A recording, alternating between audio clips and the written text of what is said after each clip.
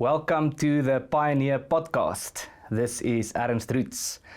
And before we jump into today's conversation, which is a very important conversation regarding the situation in South Africa and certain lessons that we ought to take from what is happening in South Africa, allow me to make one quick announcement or one quick point of housekeeping to address.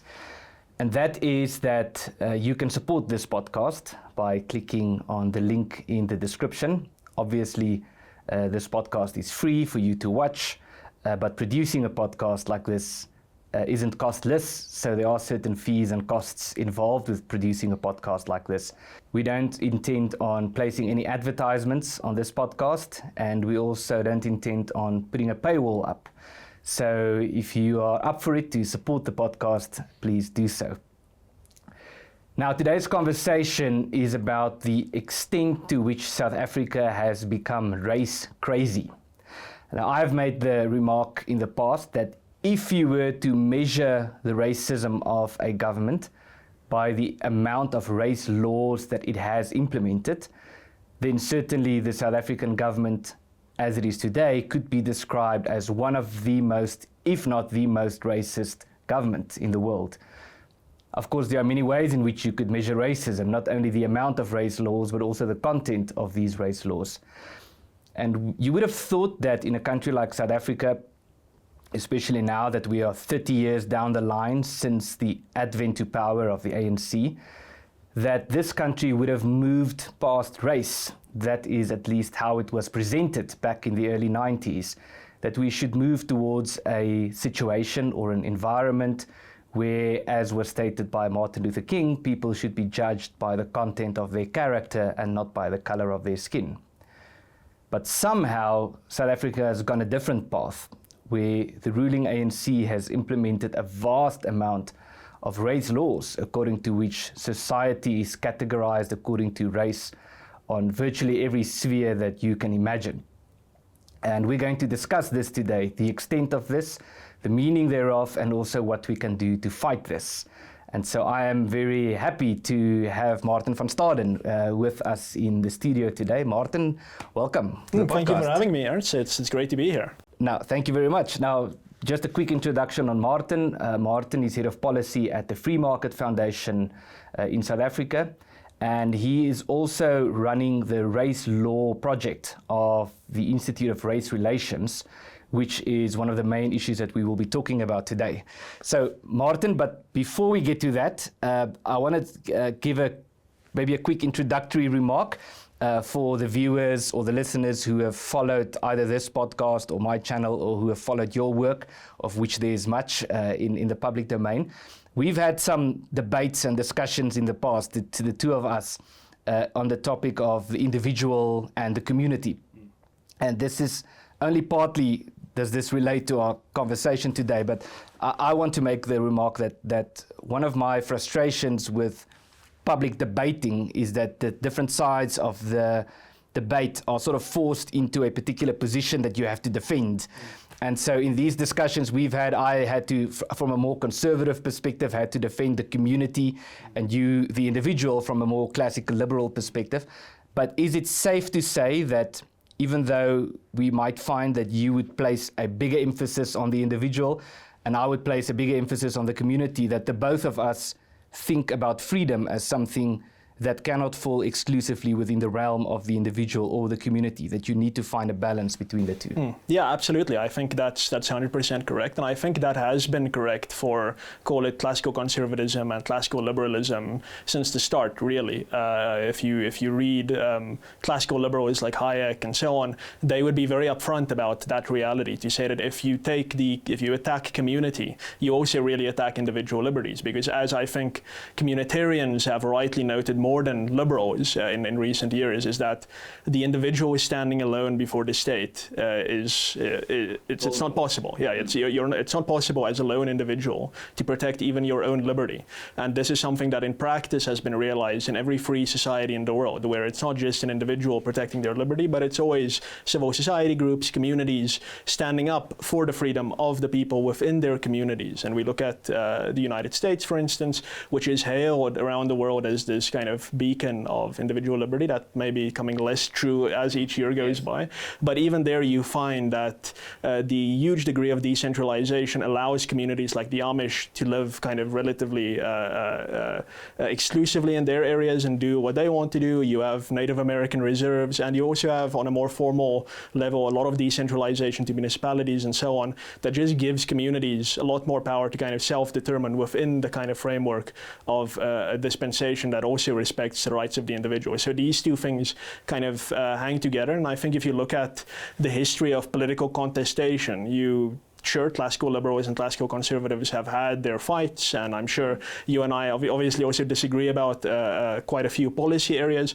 But if you look at history, it's when there's alliances, it's usually the classical conservatives and the classical liberals allying against the classical radicals, maybe for lack of a better word. Because I think what we take as important is to say that there is a limit to what you can interfere with. Now, for us, we would say there's limits into what you can interfere with the individual. You would say there's limits to what you can interfere with what the community is doing. But the radicals, there's no limit. Whatever the state wants to do, the state must be allowed to do. And you've correctly often traced that back to the French Revolution. And I think that's probably where that thinking came about. And just to link it to South Africa, I think that one of the ironies is that you have these radicals speaking about these ideas as if it's from an authentically African Ubuntu perspective, but you just see Jean-Jacques Rousseau and so on in all of Marx. their thought. Marx, which comes from that same tradition.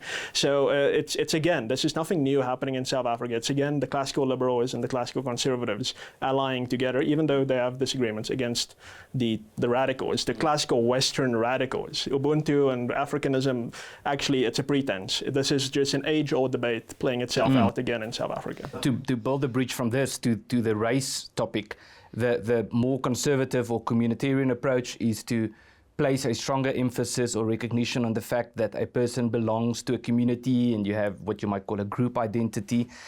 And obviously the liberal approach is more to focus on the autonomy of the individual. And in that sense, perhaps the liberal argument against race laws is stronger. And I'm might be playing devil's advocate here, because what's happening in a country like South Africa and in many European and Western countries, America especially also, is that people are being targeted on the basis of their identity. And so the individualist argument or response to that is to say that you cannot punish me for something that someone else has been doing. But this is a very strong, you might even call this a foundation of these race laws in South Africa, is the argument that there were some atrocious things that happened in South Africa's past, and the atrocious things were committed by that group of people, and you can identify them. They are wealthy, and they are identifiable by the color of their skin. And so we need to correct these injustices or these imbalances by targeting those people. Is that how you would describe the sort of the moral argument behind these race laws in South Africa? Yes, I would say so. That's basically it. And what you kind of realize in your own explanation is that there is an overriding emphasis on what the intention is of these race laws, and there's this idea that I think it's increasingly a modern thing. This kind of preoccupation with vibes. I don't think this is something that you see the further back you go into history, but now in South Africa specifically, there's this idea that, listen, what came before was evil and bad, and it was they say it was not well intended, it was malicious, and it had disastrous consequences. Now, what we have now might not work too great, but it has good intentions, and even the Constitutional Court in the Van Heerden judgment goes very infamously as far as to say, listen, it's all about the design of the race law, it's all about what it intends to achieve, and that justifies it. The intention justifies the race law. So you have this situation where primarily the race laws of the previous dispensation are largely judged by their consequences, rightly so, being relatively economically disastrous for South Africa. That created this huge poor population of people primarily on the basis of their race. But then you have this kind of arbitrary magical cutoff in 1994, which is to say every race law before this period malicious and has bad consequences, and every race law after this date, 27 April 1994, has good intentions, and therefore you don't even have to look at the consequences. So that's the kind of thing that it's based on. It's this kind of moral judgment, which it kind of reduces history to this kind of cardboard cutout villainy that you see in movies, where there's the mustache twirling villain, whereas that's not how history works. I think I thought a while ago that it was an uncontentious thing to say that apartheid was well intended, and I found out that it's not uncontentious to say so, and that no, but apartheid was well intended. If you go back to those people who implemented apartheid, you will find only good intentions. I would say they were misguided, certainly. They were very authoritarian, and they... Can I just say, so the argument was about different peoples governing themselves in different territories, and it was a self-determination argument. Yes. Yeah, so it was fundamentally a self-determination argument, and it was an argument against the dominance, to say that we shouldn't have one race that dominates different races. Now, how that played out in practice was, of course, one race was dominating, but towards this end, and I mean, you see similar parallels today with non-racialism, but back then it was this idea that we'll get to a point eventually where everyone kind of governs themselves and no one dominates each other. And that's as a liberal, even that finds resonance with me. You don't want a society where groups, the tyranny of the majority, dominate the minorities, and the smallest minority is the individual. So that's a well-intended argument. But the same issue that faced the French Revolution, and the same issue that faced the Marxists, ultimately faced the planners of apartheid, is to say that you cannot retreat into a comfortable parliamentary committee room and design society. You cannot do that. And they tried that, and they did it with good intentions, and they failed. And they quite predictably failed. And it's the same story. It's the same story today. They had good intentions. I think the ANC has good intentions. They certainly, there's a lot of corruption and so on that you see within that party, but I've never gotten the sense from even people who knew former President Jacob Zuma and so on, and I know people who know Julius Malema personally, white individuals, and I've never gotten the sense that they are racially abusive in private. They are perfectly charming individuals who have no kind of eugenics or race realist kind of views that you might have seen 200 years ago amongst the elite. So there is this good intention, but still with the same problem, that you cannot design society with neat little formulas to say that, okay, 80% of land must be owned by this race group, and 10% of land must be owned by this race group, and in this area, 80% of the people in this employment category must be of this race. That is just not how society works. Society is a spontaneous order. It's a complex system. And that is why I think we place a premium on freedom, because the way things ought to be structured will kind of come out of society if you just leave society to figure it out for itself. And then you avoid all the nasty business of punishing people for things that they did not do and over which they have no control. And I mean, society, apparently, the West specifically, which I would still consider South Africa as part of, apparently decided in the previous century with the Second World War that the idea of collective punishment is not something we will allow anymore. People must be punished for their individual actions, and we cannot say, oh, but the Jews control international banking and therefore we must punish all Jews for Germany's collapse or whatever. It's stuff like that. And society, the international society decided we're done with that. And yet we create these special pleading exceptions. And South Africa today is one of those special pleading exceptions. Yeah. So something that disappointed me quite a lot, I believe it was earlier this year, was a statement or a comment by Judge Kriegler, who was, of course, involved with this transition. I believe he was the chairperson of the Electoral Commission in the 94 election. And he made a remark sort of in passing. He's towards the end of his career and he's looking back. In an interview, he said what we essentially had in South Africa, and I would assume that he implied that we still have, is a choice between two options. And the way he framed it is, he said you can have a well-functioning government that is immoral, or you can have a dysfunctional government that is a moral government. And of course, so what he was saying by that is it's a choice between the apartheid government and the ANC government. So the apartheid government was efficient, but it was immoral. And the new government is inefficient, but at least it's moral. And I would argue, and what disappointed me about that is that it's a false dichotomy. It's as if you can only choose, there are only these two systems that you can choose from. Either you have this white minority government over this big territory with all these diverse peoples, or you have the ANC with more than 100 race laws. And the reality is that there are other options as well. There's not even just 3 options, there are multiple options. And so I'd love to hear your view on that, this sort of false dichotomy, if you agree that it's a false dichotomy, and how we ought to think about government systems and a country like South Africa. Yeah, it's absolutely a false dichotomy, and I think the reason why someone like Riegler would want to create that false dichotomy is that it is increasingly in political discourse becoming unacceptable to not always get what you want. So one of the alternatives, for instance, is a very decentralized federal dispensation. That allows you to have an efficient and a moral government. But that does also necessarily mean that you do not get what you want. You do not get to have a distribution of land all over the country that satisfies your own ideological preconceptions. Because in a federal system, each area is going to approach that question the way that it deems appropriate to it and its citizens and its values.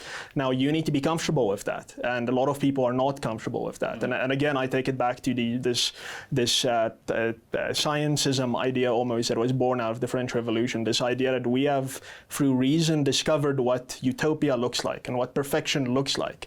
We've had all these advances in science and so on, and look at how far we've come in a short space of time, and therefore we can also then design this perfection through government fiat. And if you're against that, or if there is a maldistribution of property, as A.J. van der Walt, a prominent legal scholar, said, also a transfer maniac, then there's something wrong, there's something evil occurring. And it doesn't occur to people who think like that actually know society is complex, and you have to accept, if you take freedom if you think freedom is an important value, that people aren't just tools in the desires of others, that the individual, that the community has a dignity of its own, and it has its own even irrational sometimes desires that it wishes to play out. If you think that is important, that if you think diversity is important, to take a word that's been kind of perverted, then you have to accept that there's going to be social outcomes in your society that do not perfectly align with what your ideological preconception is. And someone like Riegler, and I would say most of our kind of high-level elite legal thinkers, to them that is anathema. The idea that there could be something other than this very specific redress program that the ANC has developed over 30 years. To them, that is almost wholly constitutional content. Even though very little of that is in the Constitution, they would elevate it to that level, and they would say that if, for instance, if the Free Market Foundation says actually the best way to deal with the poverty in society that we see is through a free market economy, because every example that you look at in the world where there's a freer market, people naturally gravitate towards doing the things that would tend to elevate them and their families and their communities out of poverty. So if they're allowed to do that, they will do that. That would be our argument, and then people would say, no, but then you're not actually consciously and deliberately through political means addressing the problem. And to them, anything other than that is unacceptable. So yes, there are alternatives. The federalism is the big one. It's a big contentious point in South African history, all from the start, I would say, which each and every time we chose not to go down that route, which I think both liberals and classical conservatives said, listen, this is really, if you want a unified single South African polity, you can only do it through federalism.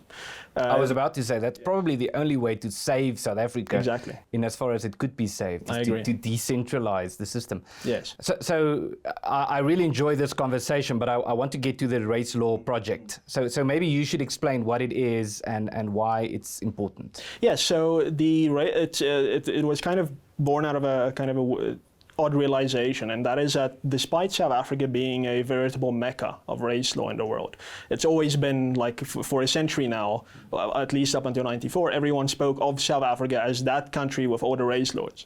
And yet there was never a quantification of the extent of race law, which I found very bizarre, that this treasure trove of content was left. Was you just called left. race laws a treasure trove. It is for study and so on, and for understanding a deep problem. And the question was simple. How many race laws has South Africa adopted over its history, and how many are still on the books? And you would imagine that would have been answered. There have been attempts by the O'Malley Archives of the Nelson Mandela Foundation to kind of try and say what were the main apartheid race laws, and that's about a list of 10 or so laws. And then after apartheid, people like Professor Koos Malan and Dr. James Myburgh and a few others also tried to list the post-apartheid race laws. But again, those touch on maybe what you could call the sexy kind of big race laws that people kind of intuitively know about. What the Race Law Project tried to do was to exactly quantify the issue. So starting in 1910, which is when South Africa became a single polity, and when the single parliament was created in 1910, from that period onwards, how many laws has Parliament adopted that makes or keeps race relevant? So this is from the premise that common law knows no race. So whenever race is legally relevant, it is because there is some kind of statute. So it's a regulation, an edict, or an act of parliament. So whenever you find an act of parliament that creates new race law relevance or new relevance for race out of thin air, or where you find an act of parliament that recognizes some colonial or pre-South African relevancy for race, that would be counted as a race law. So from 1910 up to the end of apartheid, the South African Parliament adopted in total, and these were repealed sometimes and so on, but in total 197 race laws were adopted during apartheid. Can you mention some of them?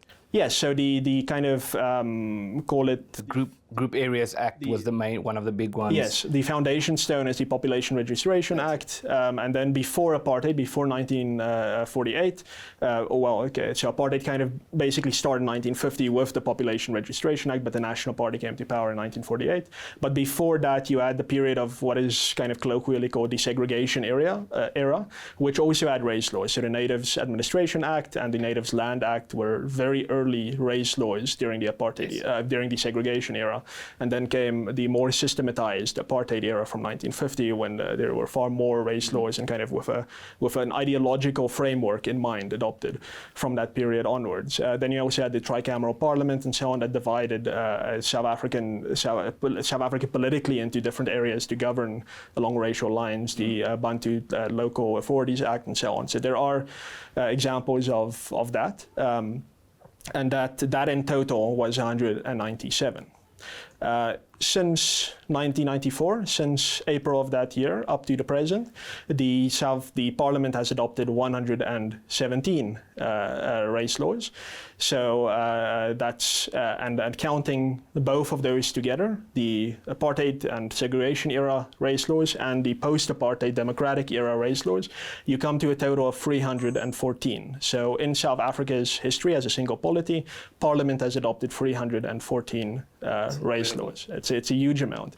And the kind of two observations from that's kind of relevant to our post-apartheid non-racial context is the 117 that were adopted by the democratic non-racial parliament represent 37% of the total. So out of all the race laws ever adopted by the South African parliament, 37% have been adopted by the democratic parliament. Okay, so they implemented 37% of the race laws, but they haven't been in power as long as the former government has been. So it's as if the race is still on. Yeah, absolutely. And I mean, you can see the difference when you look at the chart that we've developed with the Race Law Project, which shows that since 1910 up to 1980, it's a very gradual incline. So race law was very systemically kind of considered and implemented. Still evil, still wrong, and so on. But there was a lot more thought that kind of went into it, and you can see it's a very gradual incline. Whereas from 1994 up to present, you can see it's basically a very short period of call it non-racialism, when at our very lowest number of race laws, we had 52 race laws. That's in 1996, so just after apartheid ended. The race law is 52. That's just before they started the BEE laws. Yes, yeah, and then there's a huge incline. So then you can see in the chart, it's a wave that just goes up, and the number is touted as well, and that is at 1998, which is 4 years after apartheid ended. The Democratic Parliament adopted 20 race laws in that year, in that sitting of that year, 1998. The second most year of the second most race laws ever adopted in South African history was 2000. So most race laws in South African history, 1998. Second most, 2000. Third most, 1976, which is 9 race laws. So that just kind of illustrates the difference in kind of raw output of parliament during the two eras, which was very gradual during segregation and apartheid. During the democratic era, it's a huge uptick, and then now we've plateaued. And now in total, we have 142 race laws in operation. So that means that there's some pre-apartheid race laws that still are on the books, and then there were non-racial laws during apartheid adopted non-racially, like the Insolvency Act, which the Democratic Parliament went back and racialized. So so we have 142 race laws. That's 45% of all race laws ever adopted, still on the statute book, still in law, in operation today. So that's the kind of extent of race law and how the Democratic Parliament, the so-called non-racial parliament that's governed under a constitution with non-racialism as one of its founding values, has contributed to the sheer extent of race law. And so today we have more race law in operation than was in operation during apartheid. The peak during apartheid was the year 1980 with 123 race laws on the statute book. Today, 142. So there are, in fact, more race laws in operation today than back then. Of course, by saying that, I'm not saying that race laws today are as bad as they were back then, but just on a pure numbers basis, the statement that some controversial people make every now and then is in fact correct. There are more race laws in South Africa today than there were during apartheid. Wow. So you mentioned the year 2000, and if memory serves me right, maybe you can correct me. I believe PEPUDA was one of those acts from the year 2000. That's a Promotion of Equality and Prevention of Unfair Discrimination Act. Yeah. Now that act, again, I think it's important to note that it's framed as prevention of unfair discrimination, but it's a race law. And that act is highly celebrated for many reasons. It's the act that deals with hate speech and discrimination and so forth. But then, and I didn't check this now before the interview, but if memory serves me right, towards the end of that act, there's a clause that's actually very, very far-reaching that says something along the lines of every sphere of society has to represent the national demographics of the country, which essentially means that every sphere of society has to be 80% black. And now I haven't heard of cases where, when it's overrepresented in terms of black numbers, where that's regarded as a problem. It's only a problem when it's underrepresented. So if, and the soccer team is perhaps a good example, an easy example. If Bafana, the soccer team, when it's 100% black, no one's complaining that the team needs more diversity. But when the Springboks are not at least 80% black, people are saying, well, they need more transformation. And so this, in a sense, goes, maybe these are two questions in one, but the one goes to the fact that it's framed as we're just trying to prevent unfair discrimination by forcing you to categorize people according to the color of their skin. But then on the other side, is the question is about the extent to which this is actually applicable. If we really were to enforce these laws as to the letter, as they say, if that would even be possible in South Africa. So is there a degree of non-compliance with these laws? And if there is, what is the extent of non-compliance? Well, I mean, if what you're referring to is kind of a double standard, then absolutely, there is that. So you would find many companies celebrate being 100% black-owned.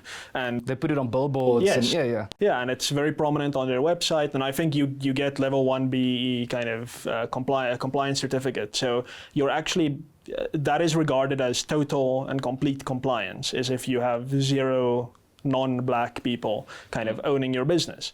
So there is absolutely a double standard, and it again, it does come back to intentions, as we spoke about earlier, which is that post 1994, good vibe race laws, therefore that is okay. Prior to pre-1994, bad vibe race laws, and therefore that is not okay. And then it's almost a sense that no, 100% black-owned today is natural. It's something that kind of happened because of merit and it wasn't forced. That's kind of the underlying implicit thing that people have in mind. So it wasn't some evil minister during the apartheid era that said black people cannot engage in this business and therefore it's natural and therefore it should be celebrated. But of course that is not the case. It is being enforced. And of course in the abstract there is nothing wrong with having a 100% black-owned business. As a free marketeer, I think that is perfectly fine, just as the community of Orania is also a perfectly legitimate phenomenon in a free society.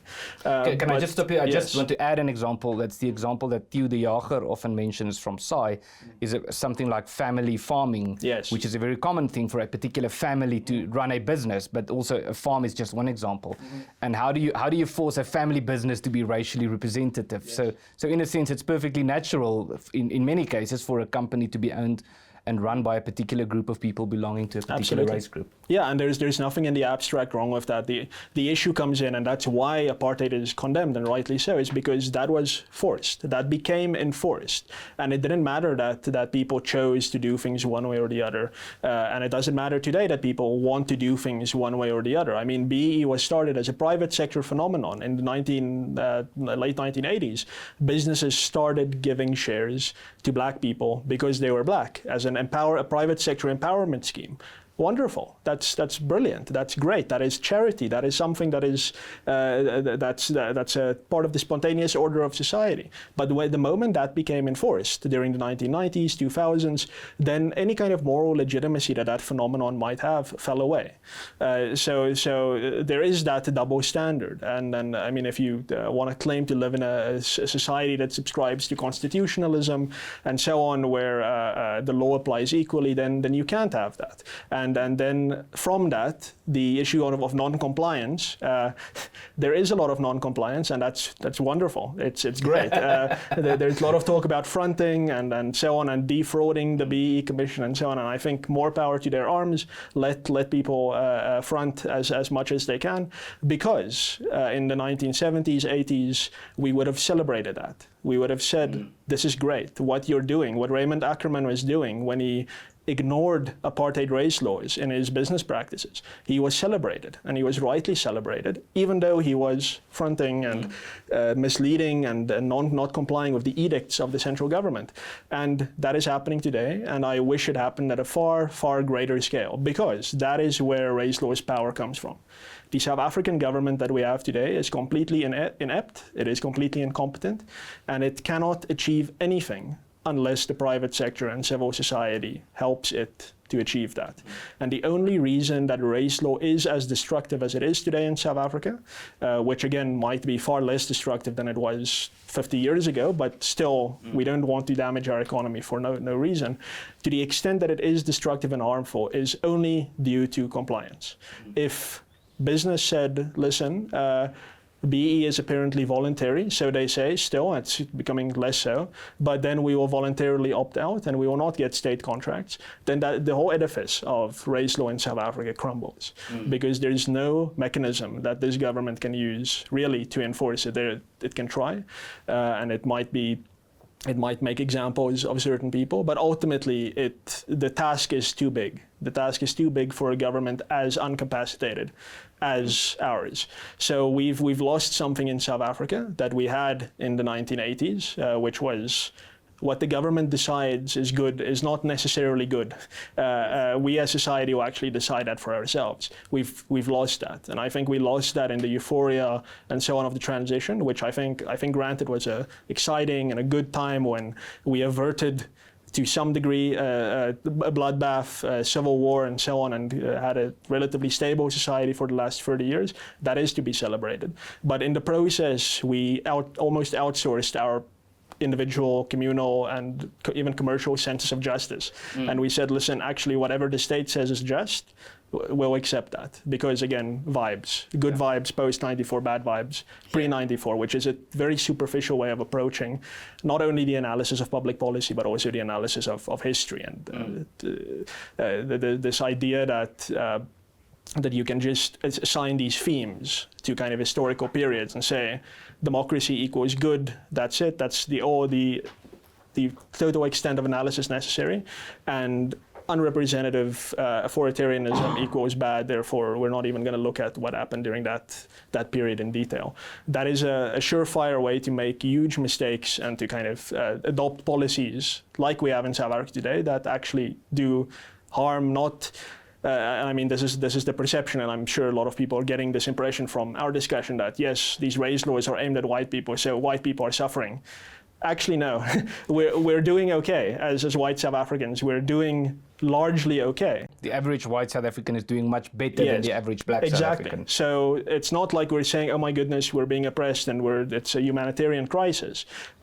We are doing far better than what black South Africans are doing and how well they could be doing if we had a sensible public policy environment that does not discriminate against people on race, and that does allow businesses to appoint people on people like saying merit, but let the business decide for themselves what is merit and what isn't merit.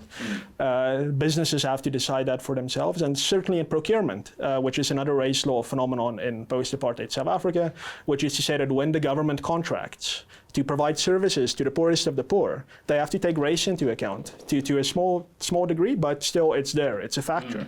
And our argument is to say, listen, discount race entirely and try to get the best services at the cheapest possible price to those communities. And to do that, you have to discount race. And of course, factoring in race opens doors to corruption and nepotism and so on, and one can get to that. But if you remove race from the equation, white South Africans will continue to do well, and black South Africans will just do much better than what they're currently doing. Yeah. And so this is a good bridge to the next question I want to ask you. Before we start closing the conversation, I want to hear your view on the semantics behind this whole thing. Because, as we mentioned earlier, it's not PEPUDA, for example, it's not called a race law, it's called a law to prevent unfair discrimination. BEE is called black empowerment. And in effect saying if you disagree, if you are critical as you are now, then you are effectively anti-black empowerment. So you don't want black people to be empowered. And I've heard it said that Gweri Mantashe, who used to be the Secretary General of the ANC and who's been involved since the 90s, who was involved with the negotiations as well through the trade unions, has remarked back in the 90s already that the ANC actually preferred the Afrikaans word regstellende aksie, which could be described as corrective action instead of affirmative action. And he has remarked apparently that he actually prefers people calling it regstellende aksie, because in a way what you are saying, the word that you are choosing is affirming that there's a moral weight attached to it. So to what extent could this be described as a policy approach that actually empowers black people? Is it not a policy that renders black people dependent on the government and in a way stands in the way of empowering black people? Yes, so I mean, it absolutely does that, and by, I think, the ANC's own implicit admission, it does that, because every single election that is contested in this country, when the ANC campaigns, it says that if we are to be voted out of power, then these things will go away. And the implication is then you will suffer and you cannot be empowered. So the ANC has admitted to saying, listen, actually, these policies exist as vote buyers. It is a rent-seeking program to kind of create this impression of dependence on the state, even though actually there's nothing there. There's a small elite that is being empowered, and I mean, there's a lot of theories in psychology, I guess, about if you see someone who kind of looks like you being successful, you kind of get a boost from that, and some of the transformania kind of discourse included some of that. Someone like Adam Habib and so on has written scholarly articles saying that, yeah, even if it doesn't benefit the majority of black people, the representation that the black community gets from these things is in itself a good thing, and from therefore seeing a Patrice Motsepe, yes, for example. From I guess it's almost piggybacking off that kind of American white picket fence, American dream thing, that you see that that they can do it, and therefore you can aspire to doing it yourself as well. But obviously it's not the same thing, because the idea of the American dream, or you can say the free market value proposition, is that through your own hard work, through your own kind of building strong family ties, leaving wealth to your descendants, then you can empower over generations someone to do well and excel in society. Whereas this is a totally socially engineered political contrivance, which if you're not friends with the minister, or you're not friends with the official in the municipality, you're not going to get the contract, so you're just going to suffer as you did the day before. So there is no broad-based empowerment that comes from race law. It actually only comes down to empowering a small minority, and then to say that through representation people benefit from that. But the other thing that you touch on that I think is important is this the euphemistic use of these words, empowerment, rechtstellende actie, affirmative action. It's actually important to realize what they're doing, and you go back to no one other than the neo-Marxists for the answer there, which I found very, very interesting, and that is that the neo-Marxists say that yes, it's not the fact that capitalists control the economy and kind of oppress the proletariat. That's one thing, but actually the important issue is culture. And what the capitalists have done to entrench themselves in power is not just to own kind of the physical means of power, which is the means of production and physical property, but they've actually created a conventional wisdom and a common sense that justifies itself in the minds of the poor, the oppressed proletariat. In effect, they've acquired consent for the oppression that they are exerting upon the proletariat. That's the neo-Marxist insight. And it does this, for instance, in their view, through mechanisms like pactum sunt servanda, this idea that contracts must be adhered to. This is the sacred principle of a healthy society. They would say, no, that's a capitalist contrivance that they use to make sure that underpaid workers kind of accept their lot. So the underpaid workers believe in this idea of pactum sunt servanda, agreements must be kept, so they're not going to complain about being paid not a lot because they agree to it. And the neo-Marxists would say what has happened here is that capitalism has, through these cultural institutions, through the pop media, music, literature, all these things, they've created this impression of this is right, this is moral, this is correct, and therefore if you complain, you're actually wrong. And that is exactly what is happening in South Africa today.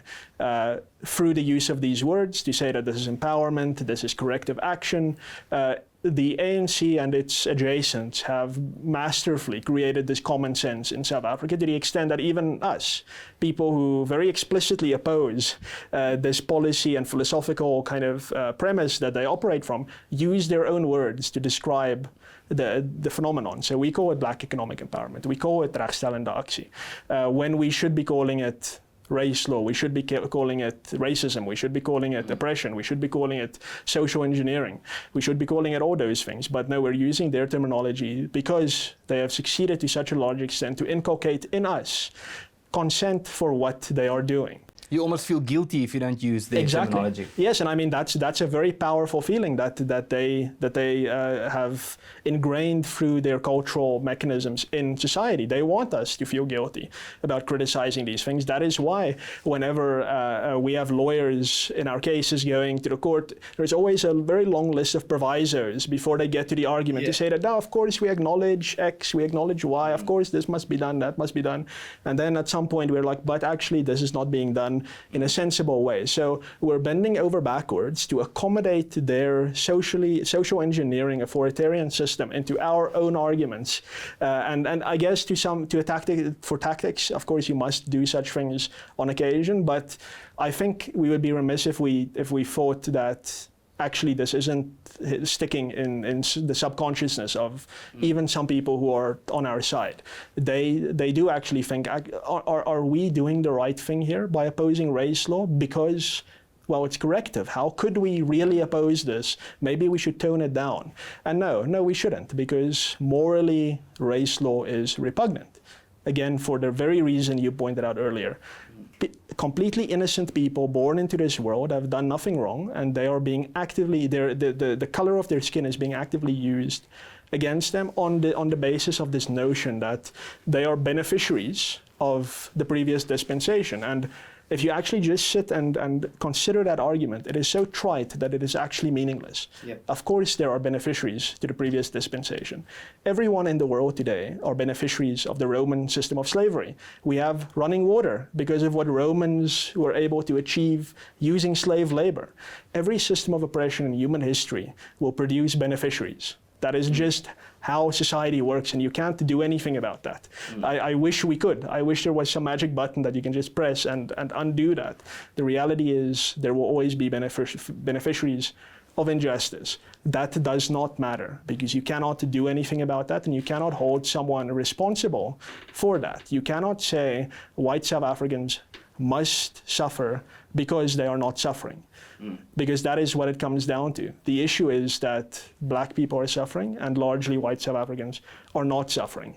It's an issue of inequality rather than an issue of black poverty, which is a very solvable problem. That alone, poverty, it's a question that humanity has cracked. Since the Industrial Revolution, we've cracked it, and we've cracked it wide open. Billions of people around the world went from absolute destitution to middle-class, comfortable lifestyles through the operation of a free market economy. We see that everywhere it is tried. So poverty, we can solve it. Inequality, which is a totally different question, that is an ideological issue that says the problem here is white people are not suffering. That is what it comes down to. And if you ask them, they won't say that, because I do think they are ultimately well-intended. But this ideology is so deeply ingrained that is what it comes down to. It's not an issue of poverty. It's an issue of envy and an issue of inequality, which is an ideological contrivance that you find from Marx and so on. So to close off the conversation, I want to talk about what do we do now? How do we fight this? And you've actually already said quite a lot in this conversation, including, so I'll try to summarize, and then I'd like to hear your views on that, including that we should not succumb to their frame of reference in terms of the terminology that we use. So in Afrikaans, we should use the word raswette instead of regstellende aksie, or race laws instead of corrective actions along those lines. We shouldn't call it black empowerment and so forth. So we should look at our terminology. Secondly, I think an important thing would be research. And I mean, you're at the forefront of this, publishing reports about this, doing research. And then the issue of non-compliance also came up, and you actually are outspoken about this, to say, well, non-compliance in this sense is not such a bad thing. What are your views on what ought to be done? Is this a good summary? Yeah, no, I think you touched on it. So the non-compliance thing, I think that's the most important one, and it's very scary to people to hear about non-compliance. But before you get to kind of implementing it, my call to people always is, at least do the mental work first. Don't worry about being in trouble with the law now and potentially going to jail or whatever, having to pay a fine. Put that to one side. Free yourself mentally from the notion that you owe obedience to the state. Just do that, because then over time everything else will become far clearer to you. Things will fall into place.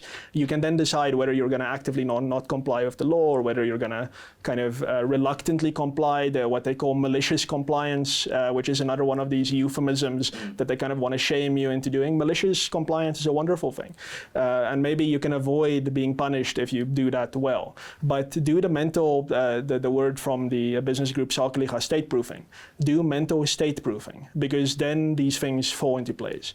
You have to come to terms with the fact that you do not owe obedience to the state. There are various reasons why we might want to obey, for our life and limb, to not get injured, but the state achieves so much at our expense just because we believe in the state, in this almost secular religion of the state worship in a way, where whatever the state says, we automatically have a click that says whatever the state has said we must now do. Let me take a kind of a silly example of this.